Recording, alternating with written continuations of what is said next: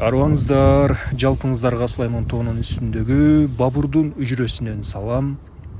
Бул жерди Бабурдун хужрасы деп да аташат. Хужра деген сөз араб тилинен келген сөз. Мындайча айтканда бул чакан имараттын аткарган функциясы хужра деп бул жерде сыйынуучу жай, ибадаткана дагы болгон. Ошол эле учурда чакан дарскана, кайсыл бир убактарда жатып эс алган, мындайча айтканда бир чакан жыйындарды өткөргөн, мына ушундай бир функцияны аткарган чакан имарат болуп эсептелет. Ал эми кыргыз тилинде хужраны үжүрө деп атап келишет. Бул албетте сингармонизм мыйзамына ылайык. Эмнегедир гиттер Бабурдун үйү деп да атап жүрүшөт. Анан Сулаймандын тактысы мечити деп да атап жүрүшөт. Анан кээ бирөөлөр күмбөз деп да коюшат. Негизи бул үжүрө. Бабур өзү белгилүү автобиографиялык Бабурнаме трактында дагы бул жөнүндө так даана айткан. Кээ бирөөлөр айтып жүрөт, Бабурдун үйү болгонбу, болгон эмеспи, Бабур бул жерде болгонбу деп дагы шек санашат. Чындыгында Бабурнаме китебинде, тагыраагы ошол Захириддин Мухаммад Бабур өзү жазган автобиографиялык китебинде бул жердин, бул үжүрөнүн курулгандыгы тууралуу, бул жердин айлана чөйрөсү тууралуу тактаан айтылган. Анда Бабурнамеде ушундай деп айтылат: чептин түштүк чыгышында Баракух деп аталган кооз тоо турат. Бул тоонун чокусунда Султан Махмудхан хужра салган деп айтылат. Анан ылдый жагына тоонун чокусуна мен дагы 902-жылы, бул албетте мусулман жыл санагы боюнча, хижри жыл санагы боюнча 902-жыл, ал эми Григориан же Юлиан календары боюнча 1496-жылдарга туура келет. Эгер адашпасам, ошол жылдары 902-жылы айванчасы, тагыраагы айван түштүк диалектиси боюнча чакан веранда деп айтылат.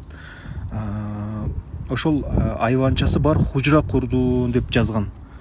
Анын хужрасы меникинен жогору турса дагы меники мүлдө жакшы жайгашкан. Анткени бүтүндөй шаар жана анын жака белдери алаканга салгандай көрүнүп турат деп Бабурнамеде Захириддин Мухаммад Бабур ушинтип жазган. Захириддин Мухаммад Бабур өзүңүздөр билесиздер, бул Темирландын урпагы, ал эми энеси болсо Чыңгыз хандын урпагы деп айтылат. Кезинде бул Фергана өрөөнүнүн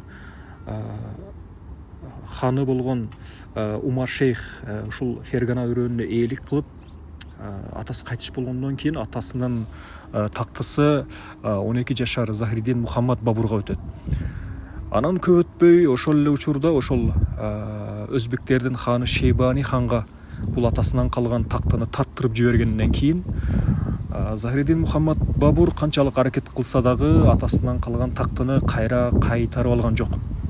Ошентип Захириддин Мухаммад Бабур Кабул шаарына журт которуп, ал жерде кээ бир тарыхый маалыматтарга караганда 15 жыл аскердик даярдык менен Индистан континентине журтул жасап, тагыраагы ошол Делинин жанындагы Панипат деген шаар жерде Ибрагим Лоди менен катуу кагылышып, ушул жерде жеңишке жетишип, ана ушул жерде Бабурилер империясын түптөйт. Анын чыгыштарчылары Улуу Моголдор империясы деп аташкан.